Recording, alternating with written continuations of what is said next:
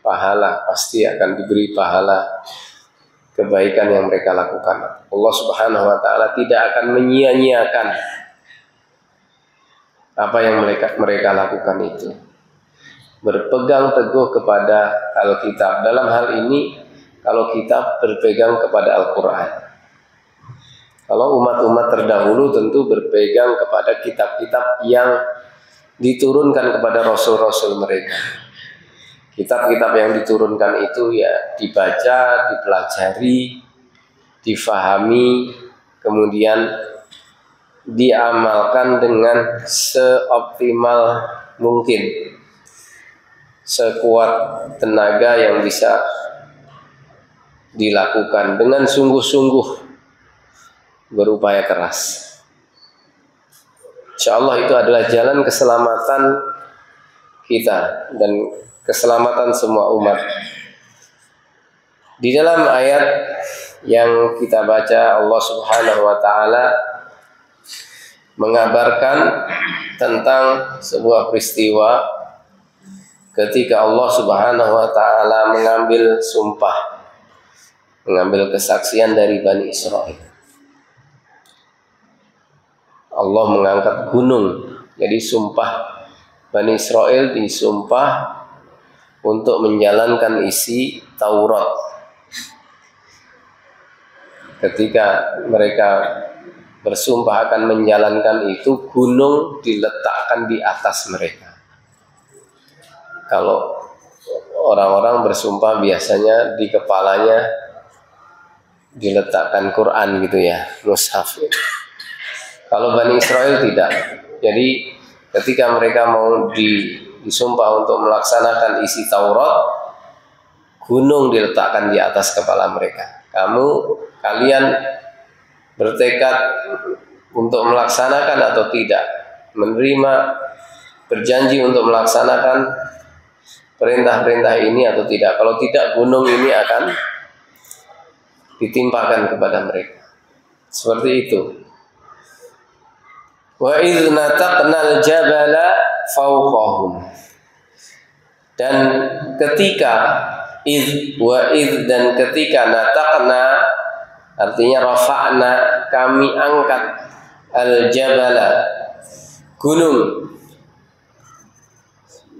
Kalau di surat Al-Baqarah, wa rafa'na fawqakumut tur, kami angkat di atas kepala kalian gunung. Ingatlah ketika kami mengangkat gunung fawqahum, di atas mereka. Ka'annahu zullatun, seakan-akan gunung itu seperti awan yang menaungi. Bisa Bapak Ibu bayangkan Gunung Lawu sajalah kayak gitu. Gunung Lawu yang biasa kita lihat itu misalnya ditaruh di atas itu, di atas kita itu.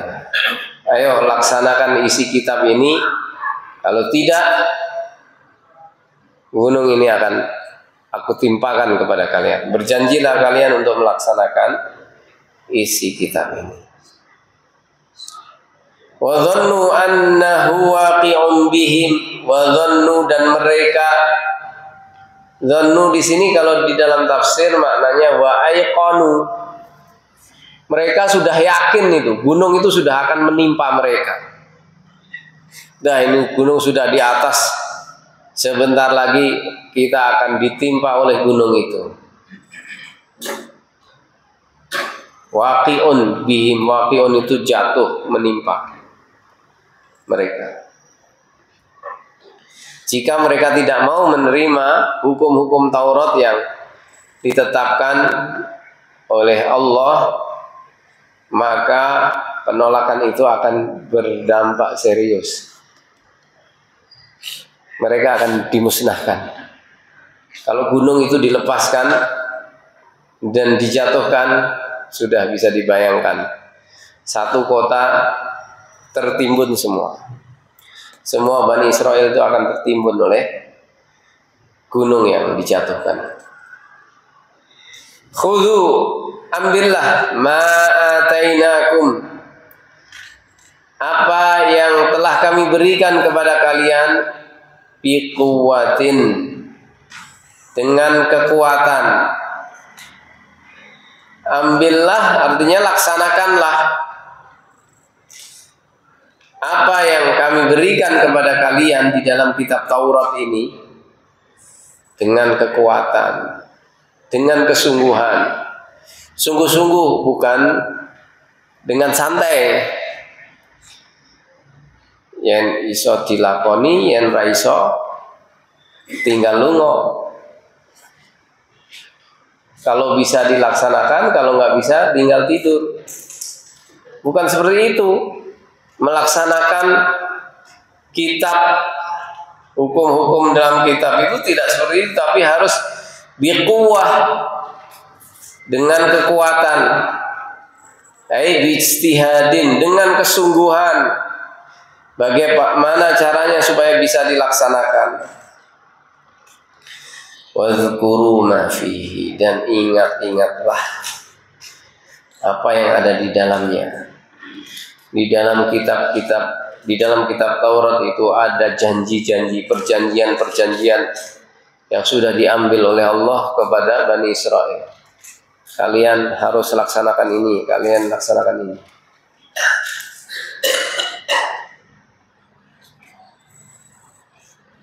Banyak kan di ayat-ayat Al-Quran juga mengutip perjanjian yang diambil oleh Allah dari Bani Israel. Di antara seperti di dalam surat Al-Baqarah itu.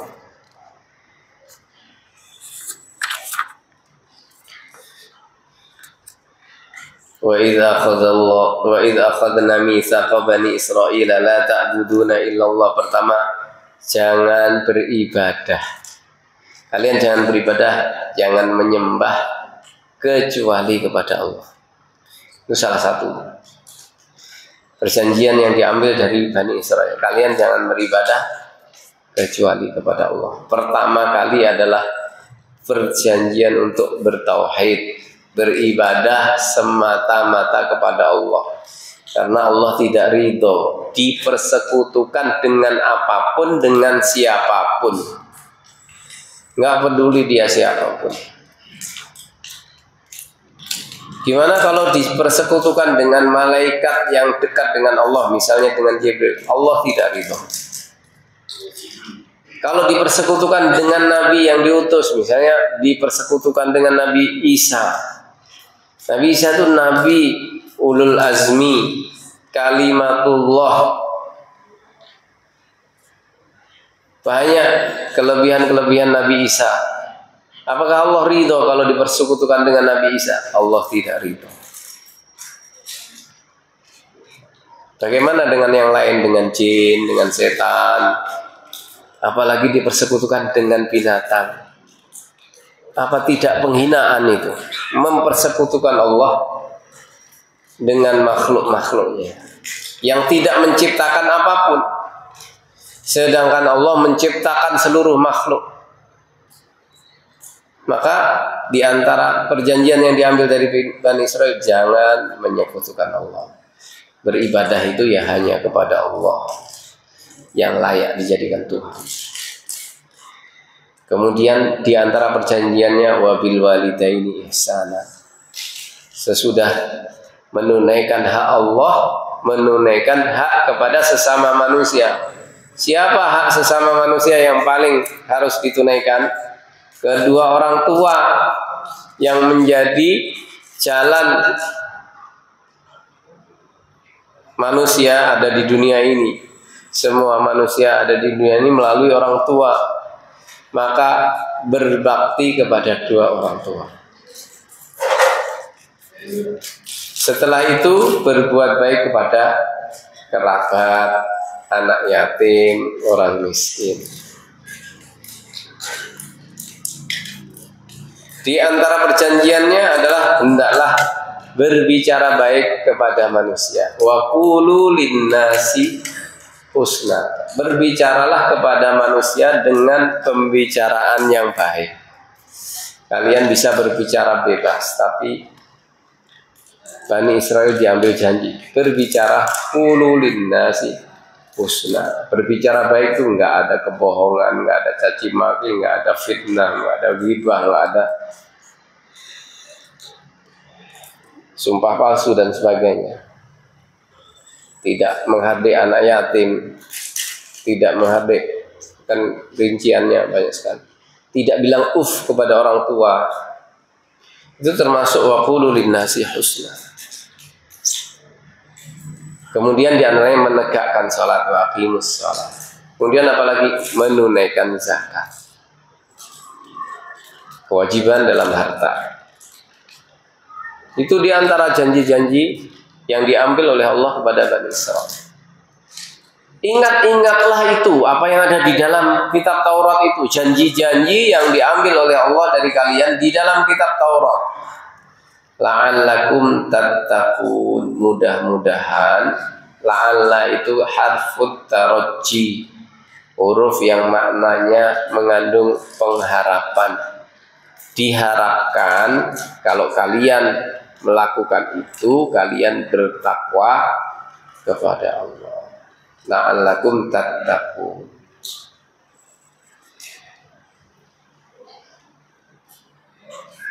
Di antara tujuan mengamalkan amalan-amalan itu kan takwa. Ya ayyuhan nasu budu rabbakumul ladzi khalaqakum wal ladzina min qablikum la'allakum tattaqun. Ibadah yang diperintahkan Allah itu kita laksanakan dengan kesungguhan. Mudah-mudahan dari situ timbul ketakwaan, rasa takut kepada Allah Subhanahu wa ta'ala. Karena isi Al-Quran, isi Taurat itu semua bermanfaat bagi orang-orang yang bertakwa. Kalau orang tidak memiliki rasa takwa kepada Allah, enggak takut kepada Allah, maka Al-Quran tidak akan bermanfaat jika dia tidak punya rasa takut sama sekali kepada Allah.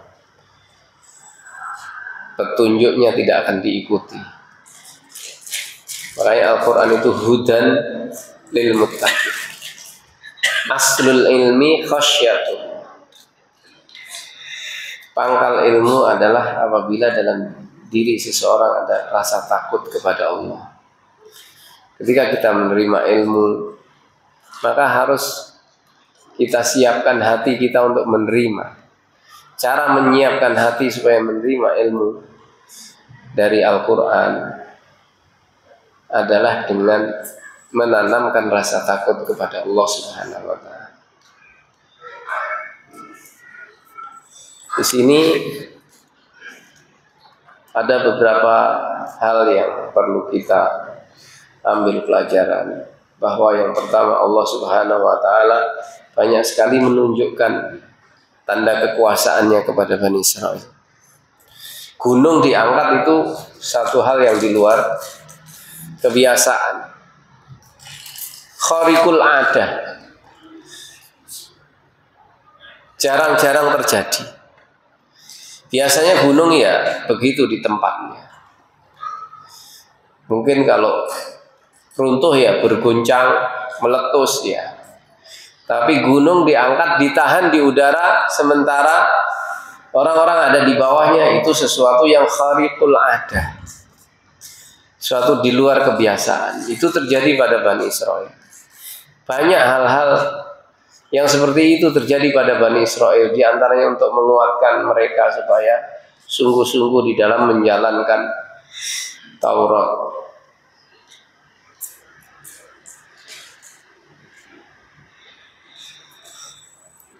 Kemudian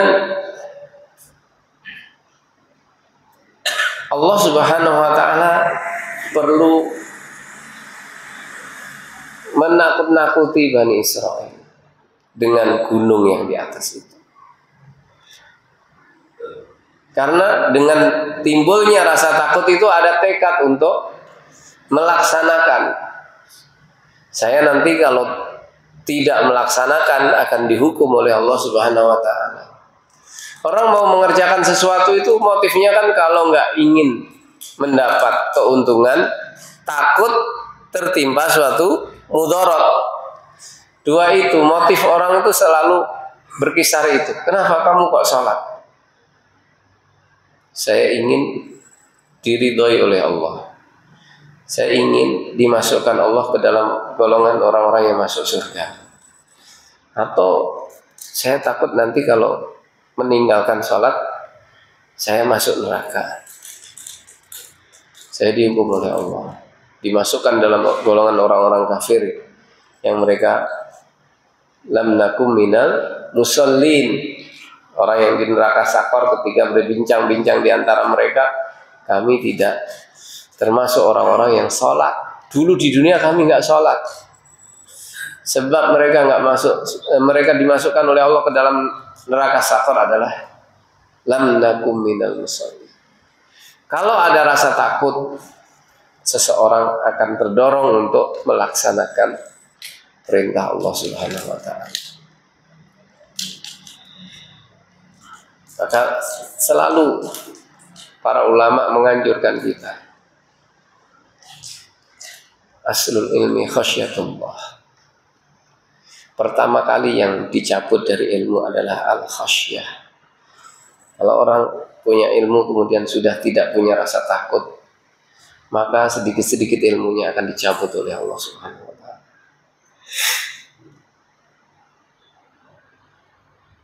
Innama yakhsyallah min ibadihi al-ulama.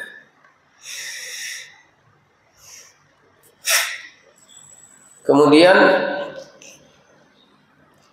di sini juga ada pelajaran bahwa melaksanakan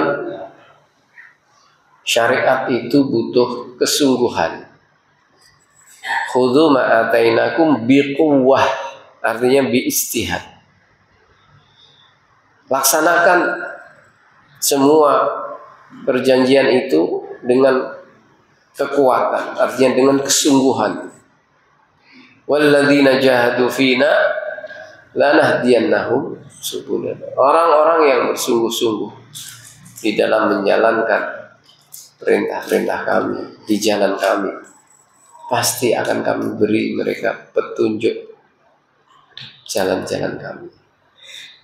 Tapi kalau melaksanakannya dengan ogah-ogahan, tanpa semangat, tanpa azam yang kuat, maka tidak akan terwujud, tidak akan terlaksana itu syariat itu. Kemudian di sini juga Allah menekankan pentingnya untuk selalu mengingat apa sih yang kita janjikan kepada Allah. Bertauhid kepada Allah, berbakti kepada orang tua, berbuat baik kepada kerabat, kepada manusia, berbicara yang baik, dan syariat-syariat yang lain. Hendaklah kita sering mengingat-ingat. Kita baca Al-Quran untuk mengingatkan lagi, kita pelajari kitab-kitab, kita datang ke kajian-kajian supaya kita terus teringat bahwa kita itu punya kewajiban. Kita hidup itu punya kewajiban, bukan diciptakan oleh Allah kemudian dibiarkan terserah kamu mau melakukan apa saja, bukan seperti itu.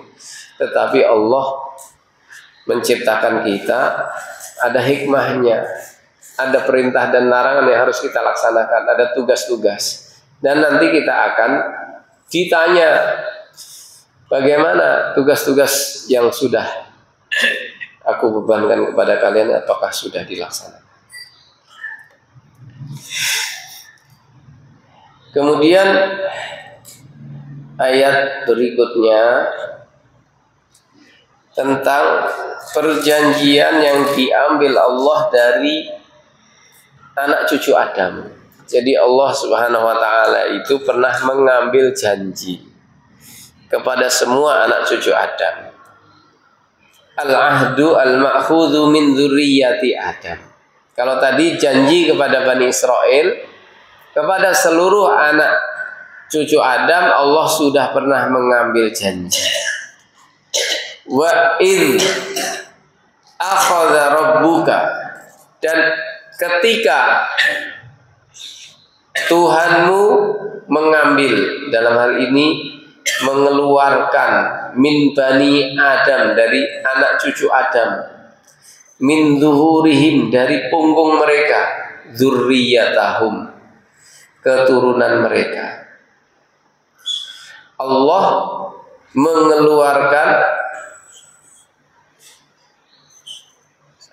keturunan Adam dari sulbi ayah mereka. Kapan ini? Sebelum mereka diciptakan.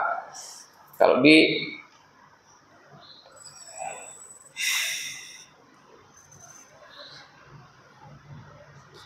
dalam hadis dikatakan lamma khalaqallahu Adam masaha dhahrahu. Ketika Allah menciptakan Adam, Allah mengusap punggungnya. Fasaqata min dhahrihi kullu nismatin huwa khaliquha min dzurriyyatihi ila yaumil qiyamah. Maka dari punggung Adam itu berguguran semua jiwa yang merupakan yang diciptakan oleh Allah dari anak cucu Adam. Setiap jiwa yang diciptakan oleh Allah sampai hari kiamat, setelah Allah menciptakan Adam, diusap punggungnya itu keluar semua anak cucunya. Semua jiwa anak cucunya. Kemudian wa ja'ala baina 'ainai kulli insanin minhum wabisan min nur. Allah menjadikan di hadapan mata, kedua mata setiap manusia dari mereka kilauan cahaya. Kemudian summa aradahum ala Adam faqala ay rabbi man haula. Kemudian Allah tunjukkan itu anak cucunya itu kepada Adam. Adam bertanya, ya Rabbi, siapa mereka itu? Qala haula'i dzurriyyatuka. Mereka itu, kata Allah, adalah anak cucumu. Summa aradahum fara'a rajulan minhum fa'ajabahu. Kemudian dia melihat ada salah seorang laki-laki di antara anak cucunya itu. Dia takjub dengan orang itu. Wabis fa'ajabahu wabisu ma baina 'ainihi. Dia takjub dengan kilatan cahaya yang ada di depan kedua matanya. Qala ay rabbi manhu. Adam bertanya kepada Allah, ya Rabbi, siapa dia? Qala hadza rajulun min akhiril umam min dzurriyyatik. Ini adalah seorang laki-laki di antara umat akhir di antara cucu-cucumu. Yuqalu lahu Dawud, namanya Dawud. Faqala rabbi kam ja'alta umrahu. Kemudian Adam mengatakan, bertanya kepada Allah, ya Rabbi, berapa umur yang engkau berikan kepada Daud itu? Qala sittina sana, aku berikan kepadanya 60 tahun saja. Qala ay Rabbi wa qad wahabtuhu lahu min umri 40 sana. Ya Rabbi, aku berikan jatah umurku kepada dia 40 tahun. Falamma inqadha umru Adam ja'ahu malakul maut. Ketika usia Adam sudah hampir habis jatah usianya, datanglah malaikat maut kepada Adam. Faqala awalam yabqa min umri 40 sana. Adam bertanya kepada malaikat maut, bukankah umurku masih 40 tahun lagi? Wallahu a'lam, Allah memberitahu atau bagaimana dia tahu umurnya masih 40 tahun sebenarnya jatahnya begitu. Qala, malaikat maut mengatakan, awalam tu'tiha ibnaka Daud? Bukankah kamu sudah memberikannya kepada anakmu, anak cucumu yang bernama Daud? Qala fajahada Adam, maka Adam mengingkari bahwa dia pernah memberikan umur itu. fajahadat dzurriyyatuhu. Maka nanti anak cucunya itu ya, kalau ada yang mengingkari apa yang dijanjikan, lupa janji, itu sudah ya kayak kakeknya aja gitu. Dulu berjanji begini, pas waktunya lupa. Nah, itu biasa. Sering terjadi toh Pak ya. Tidak hanya 1 2. Lah kakeknya dulu ya begitu. Makanya jangan mudah diberi janji. Itu sudah berulang-ulang, nggak janji kecil, nggak janji besar namanya. Manusia itu begitu. Adam lupa kalau dia sudah pernah memberikan umurnya kepada Daud. Wa nusiya Adam fanusiyat dzurriyyatuh. Adam diberi lupa. Anak cucunya nanti juga diberi lupa. Wa khuti'a Adam wa khuti'at dzurriyyatuh. Adam juga ditetapkan, ditakdirkan dia melakukan kesalahan. Anak cucunya juga akan melakukan kesalahan. Berarti kalau ada orang lupa, ingkar janji, orang melakukan salah, itu ya anak cucunya Adam. Sudah lumrah begitu.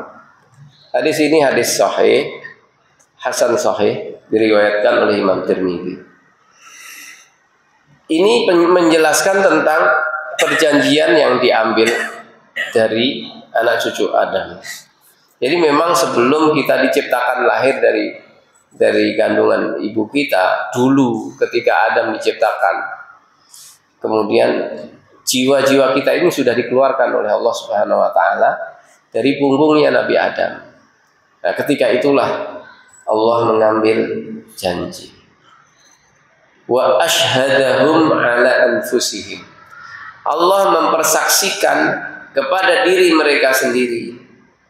Alastu bi rabbikum, bukankah aku ini Tuhan kalian? Aku adalah pencipta kalian.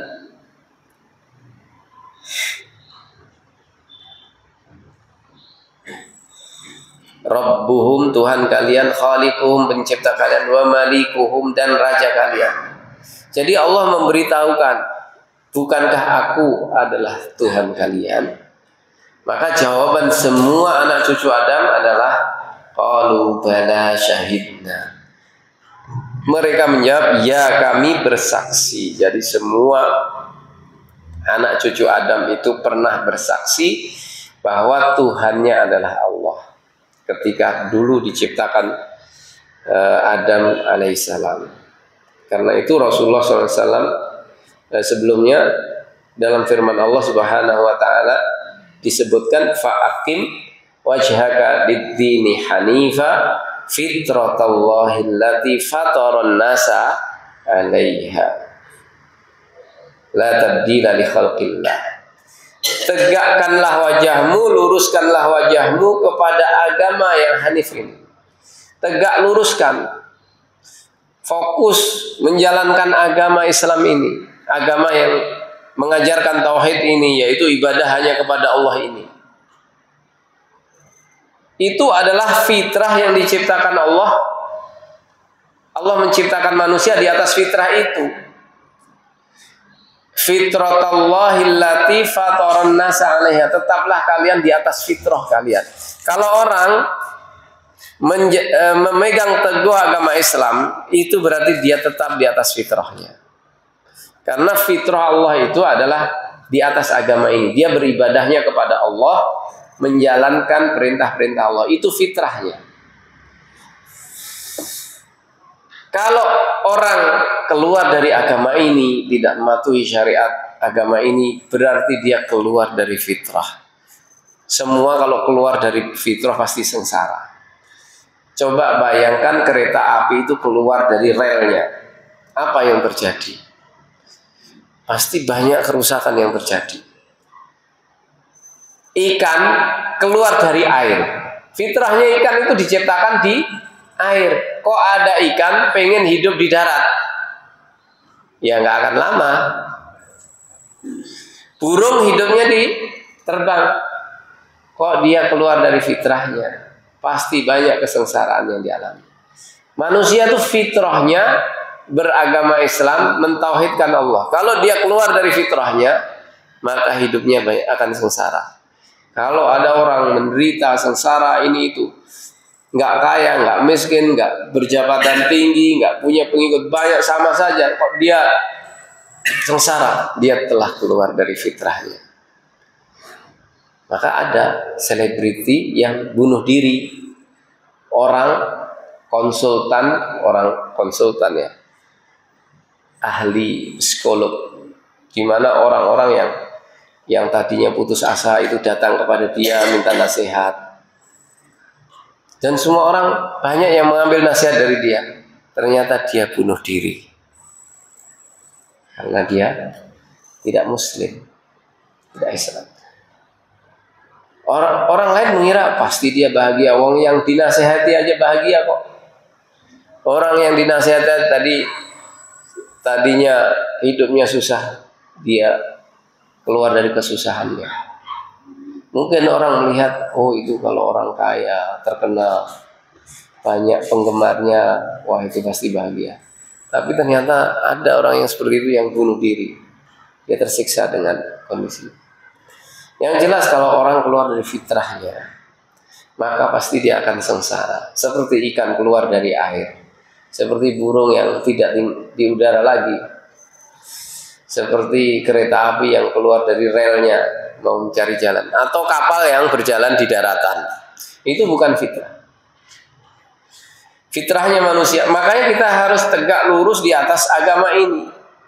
Ibadah hanya kepada Allah dengan syariat dari Allah. Konsentrasi fokus di situ. Karena itu fitrah yang diciptakan oleh Allah pada kita ketika kita diciptakan. Jadi sudah agama Islam itu sudah insight, tauhid insight gitu ya.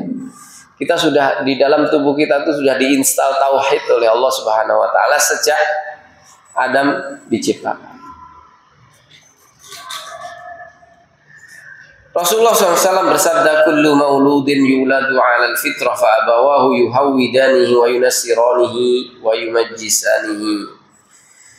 Semua bayi itu dilahirkan di atas fitrah. Kedua orang tuanya yang menjadikannya Yahudi, yang keluar dari fitrah ini. Kalau menjadi Yahudi, dia keluar dari fitrah. Menjadikannya Nasrani, keluar dari fitrah. Menjadikannya Majusi. Kama itu ladul bahimatu bahimatan jamaah. Sebagaimana binatang itu melahirkan anak-anaknya lengkap tubuhnya, nggak ada yang lahir sudah hidungnya sudah terpotong gitu. Kecuali kalau dia setelah lahir dipotong oleh manusia. Tapi kalau lahir dia lengkap. Kalau nggak lengkap berarti cacat. Hal tuhissuna fiha min jad'a. Adakah kalian menemukan di antara anak-anaknya itu yang terpotong organ tubuhnya? Inni khalaqtu ibadi hunafa faja'atuhum syayatinu fajtalathum an dinihi. Aku ciptakan hamba-hambaku itu hanif, lurus di atas tauhid. Kemudian datanglah setan menyesatkan mereka dari agama mereka. Wa harramat alaihim ma ahlaltu lahum. Setan itulah yang mengharamkan apa yang kuhalalkan kepada mereka, atau sebaliknya menghalalkan apa yang aku haramkan kepada mereka.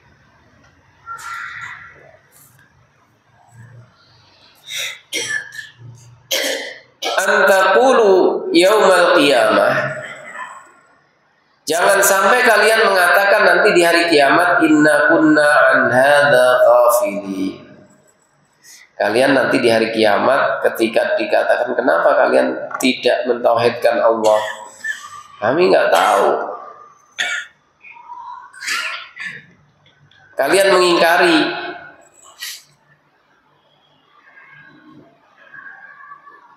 Kalian beralasan dengan ketidaktahuan kalian. Karena pada dasarnya kalian sudah dilahirkan di atas fitrah.